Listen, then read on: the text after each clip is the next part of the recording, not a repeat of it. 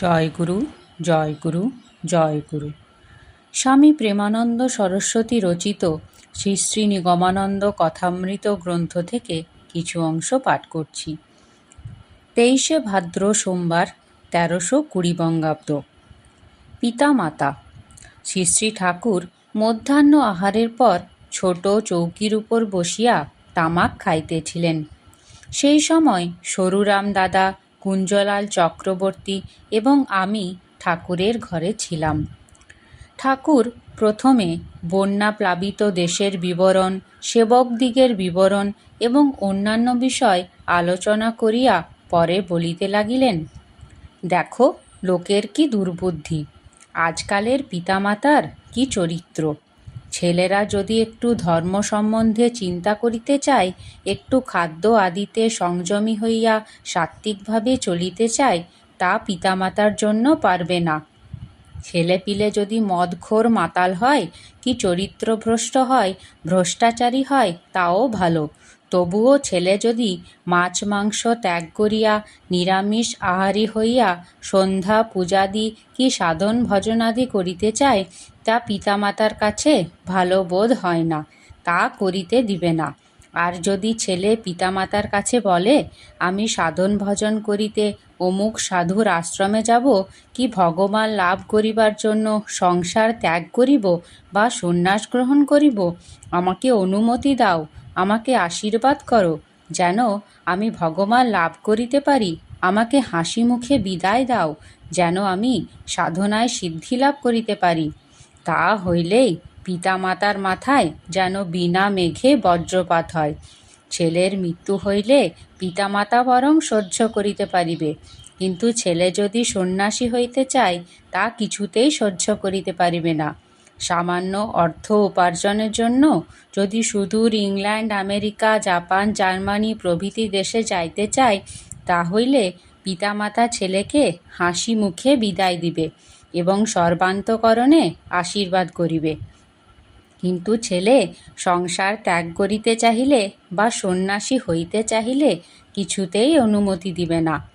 নিমাই যখন হরিনাম প্রচার উদ্দেশ্যে শচীমার নিকট সন্ন্যাস গ্রহণের অনুমতি চাহিয়াছিলেন, সেই সময় শচীমার সহিত নিমাইয়ের যেরূপ কথাবার্তা হইয়াছিল, তাহাই অবলম্বন করিয়া নাট্যাচার্য গিরিশ ঘোষ তদীয় চৈতন্যলীলায় লিখিয়াছেন।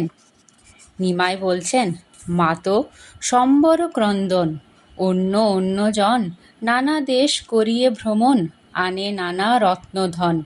কৃষ্ণ ধন আমি এনে দিব, তবে কেন করো মা রোদন, সামান্য রতন হেতু গেলে মা সন্তান, হাস্য মুখে জননী বিদায় দেয়, কৃষ্ণ প্রেম অন্বেষণে করিব গমন, কি হেতু মা করো নিবারণ। শচীমাতা বলছেন, আরে রে নিমাই আমার, বজ্রাঘাত করো না হৃদয়ে, এ হেতু জঠরে ধরেছি তোরে। নিমাই বলছেন, কৃষ্ণ বলে কাঁদো মা জননী, কেঁদো না নিমাই বলে, কৃষ্ণ বলে কাঁদিলে সকলই পাবে, কাঁদিলে নিমাই বলে নিমাই হারাবে। ব্রহ্মার দুর্লভ ভবের বৈভব, শ্রীপদ পল্লব এনে দিব তোরে, তবে কেন করো মা রোদন, যেই লয় কৃষ্ণপদ ছায়া, তার তরে কেন করো মা মায়া। বস্তুত সামান্য ধন লাভের আশায় পিতা মাতা পুত্রকে মৃত্যুর কবলে সঁপিয়া দিতেও ভয় করিবে না, কিন্তু যদি পুত্র সাধন ভজন করিয়া ভগবান লাভের আশায় সংসার হইতে দূরে যাইতে চায়, তবেই সর্বনাশ।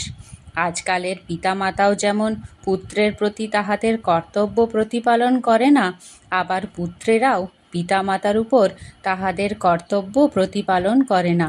পিতামাতারা মনে করে পুত্র কোনো প্রকারে বিশ্ববিদ্যালয়ের উপাধি লাভ করিয়া একটা চাকুরি জোগাড় করিয়া কিছু অর্থ উপার্জন করিতে পারিলেই মানব জীবনের পূর্ণত্ব সাধিত হইল। পুত্রের আধ্যাত্মিক জীবন গঠনের পিতামাতা কোনো সাহায্য করে না।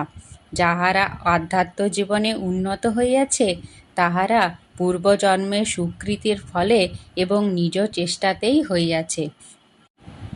বন্যায় এক প্রাণতা। শ্রী শ্রী ঠাকুর কিছু সময় বিশ্রাম করিয়া বাহিরের আঙ্গিনায় আসিয়া বসিলেন। বাহিরে বসিয়া পুনরায় বন্যা প্লাবিত দেশের কথা উঠাইলেন। ঠাকুর বলতে লাগলেন, এই বন্যায় বাংলাদেশের এবং বাঙালি জাতির অপকার না করিয়া উপকারই করিয়াছে। ভগবান অমঙ্গলের মধ্য দিয়া মঙ্গল করিয়াছেন। বস্তুত ভগবান যে কি উদ্দেশ্যে কখন কোন কাজ করেন তা মানব বুদ্ধির অতীত। তার সমস্ত কাজেই মঙ্গল উদ্দেশ্য নিহিত থাকে, কিন্তু লোকে না বুঝিয়া ভগবানের উপর দোষারোপ করিয়া থাকে। এই বন্যা প্লাবনের জলে যেমন বাহিরের ময়লা ধুয়ে মুছে গিয়েছে, সেইরূপ লোকের অন্তরের ময়লাও বন্যার্তের সেবা করিয়া ধুয়ে মুছে গিয়েছে।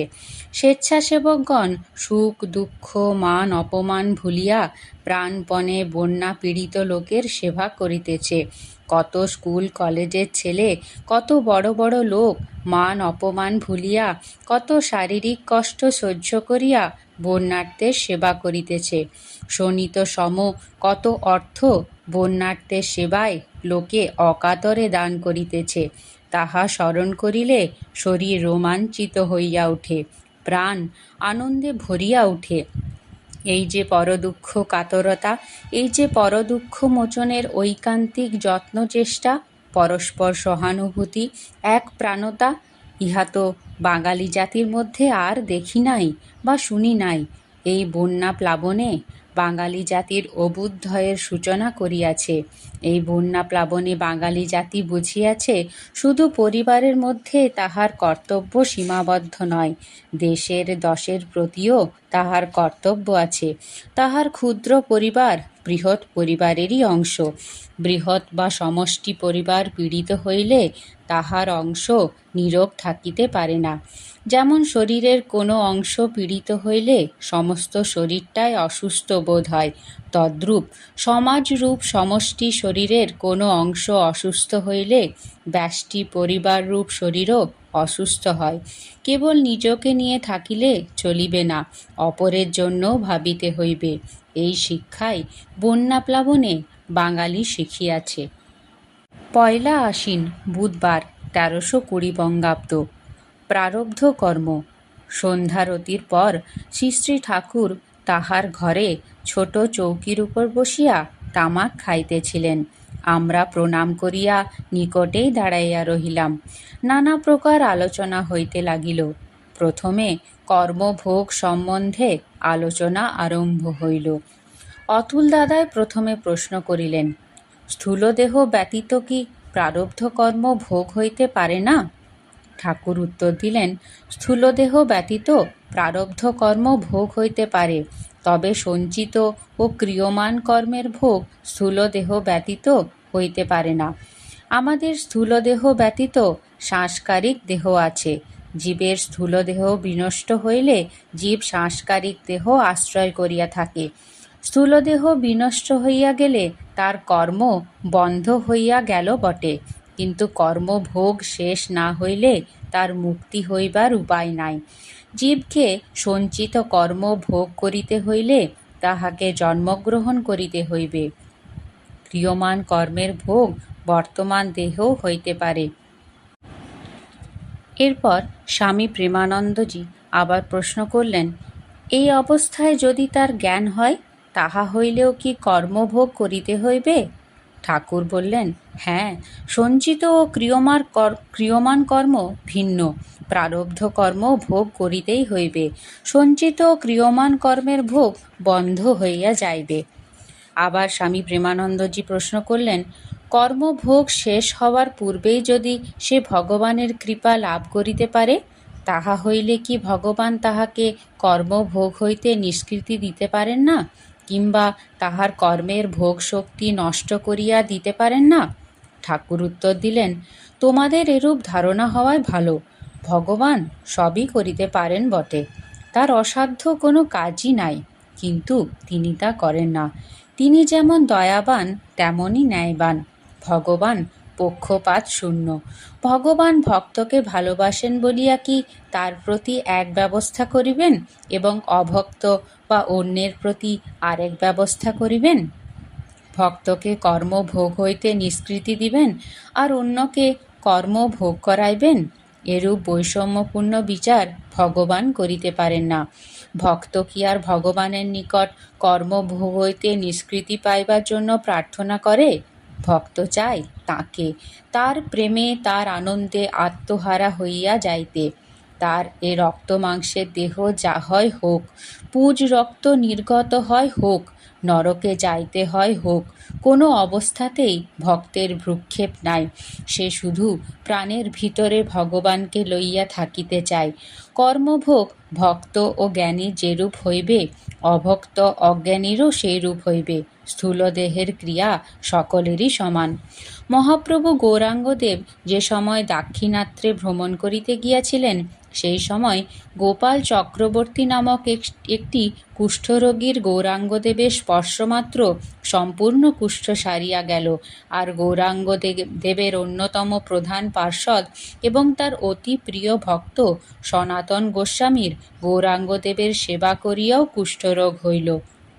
পাপের ফল ভোগ করিতেই হইবে। সনাতন গোস্বামী ব্রাহ্মণ হইয়া ব্রাহ্মণোচিত কাজ না করিয়া মন্ত্রিত্ব করিতে যাইয়া হয়তো কত গর্হিত কাজ, কত অকাজ কুকাজ, কত অন্যায় কাজ করিয়াছিলেন। তার ফল তো ভোগ করিতেই হইবে। কিন্তু ইহা দ্বারা গৌরাঙ্গদেবের সনাতনের প্রতি করুণাই প্রকাশ পাইতেছে।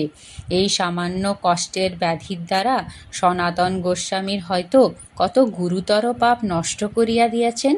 গৌরাঙ্গদেব মহাপাপী জগাই মাধাইকে উদ্ধার করিলেন বটে, কিন্তু তাহাদের কৃত পাপের শাস্তির জন্য ব্যবস্থা করিয়া দিলেন।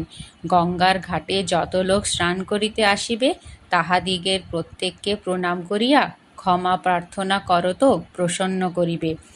ভগবান শ্রীকৃষ্ণ সার্বভৌম রাজা মুচকুন্দকে দর্শন দান করত কৃপা করার পরেও তাহাকে আদেশ করিয়াছিলেন, তুমি ক্ষত্রিয় ধর্ম পালন করিবার সময় মৃগয়াদি দ্বারা অনেক জীব হত্যা করিয়া পাপ করিয়াছ। তজ্জন্য আমাকে আশ্রয় করিয়া তপস্যার দ্বারা পাপ ক্ষয় করো। অবশ্যমেব ভোক্তব্যম কৃতম কর্ম শুভাশুভম শুভাশুভঞ্চ যৎকর্ম বিনা ভোগাৎ ন তৎক্ষয় না ভুক্তম ক্ষীয়তে কর্ম কল্পকোটিশতৈরপি। কৃতকর্ম শুভই হোক আর অশুভই হোক, প্রারব্ধ ভিন্ন জ্ঞান না হওয়া পর্যন্ত তার ফল ভোগ করিতেই হয়।